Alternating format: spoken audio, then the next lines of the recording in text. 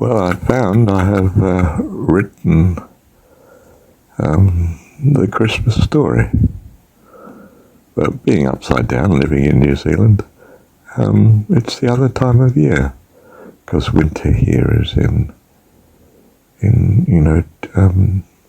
June, July, August.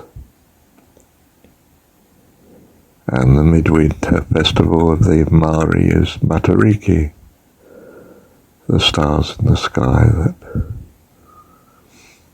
are significant at this time for them.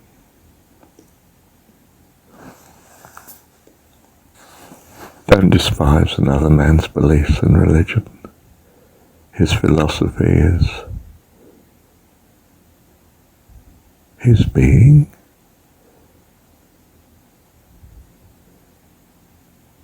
They're all my children. I love them all. Not one of them could live for one moment, but by me. I love my children, all of them. Have you any idea how much unhappiness it brings to find my children don't love each other? It's one of the worst things that can happen to a parent, is to find that their kids fall out with each other instead of contributing to the family's well-being and goodness and loveliness. Someone has to take them aside and say, don't do this, love. It's upsetting me. I care for this person you're harming. Please don't despise them or hold them in contempt. Learn harmlessness, darling.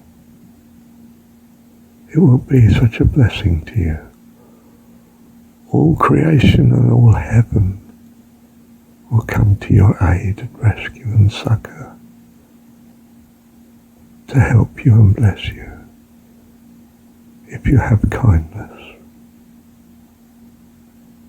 Nurture it, sweetheart. I do so wish to bless you. Told you elsewhere that I met a Muslim lady the other day. Never seen her before. We talked for 3 hours.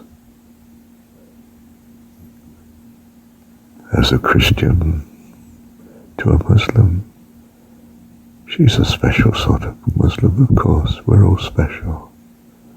And I'm a special sort of Christian. And the labels are helpful in some ways, but not to put us at enmity and odds with each other. That would be terrible. But to greet each other, every man has his own relationship with God. Every person. Everyone has a unique relationship with our God. Tread carefully. You tread on their dreams. They may get distressed. They may get violently angry as a consequence, because it matters to them. Let it matter to you because it matters to them. You don't have to take on their view.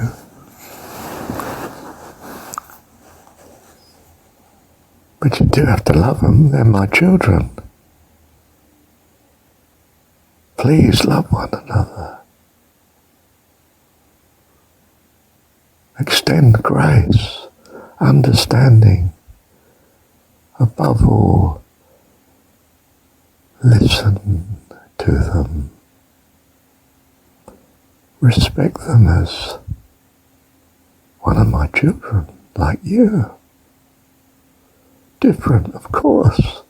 Do you think I want you all the same? I love your difference.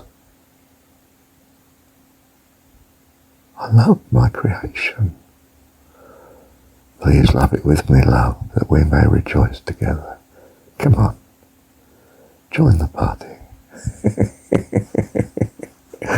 That's what Dad says to the brother that stayed at home in the story of the prodigal, isn't it? Come on, love. Come and rejoice with me. I want to be happy. My son's come back.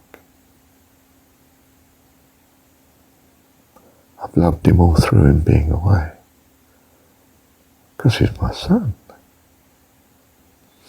But I tell you, God is greater than that. If there were beings in the universe that feel and suffer, can feel pain and sorrow and unhappiness and longing, will it cause out our love? Even if God hadn't made such. But he has, of course.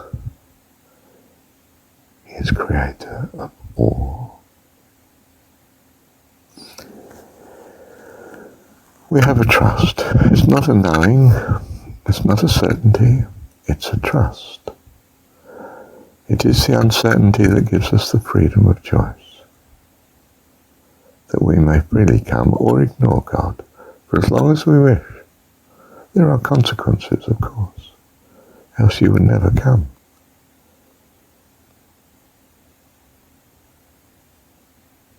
But when you come, it's because that's what you love. And I don't have to tell you to love God.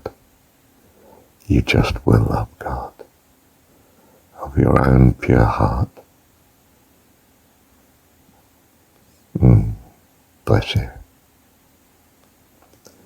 Thank you, God. Thank you, Dad.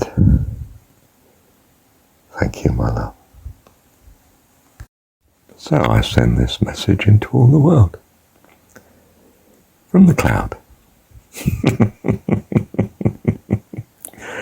Fancy that. Because we're sent, aren't we? We're sent to preach the good news. That God is your dad and loves you.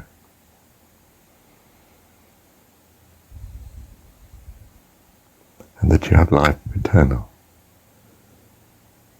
precisely because of that.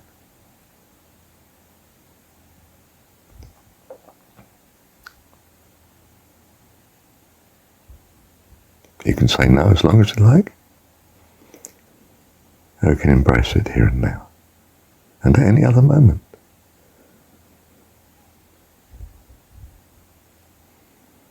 He just wants to bless you. How could you resist? If you're a fella and there's this beautiful woman with open arms that just wants to give you a hug, how could you resist? How much more our lovely God invites you into eternal blessedness, life eternal. How could you resist? Come here, I'll give you a hug. Lord bless you and keep you. Cause his face to shine within you always. Lord give you peace and joy, hope, trust, love, everything good, all blessings, all goodness, always, life eternal. Thank you, Dad. Thank you, my love.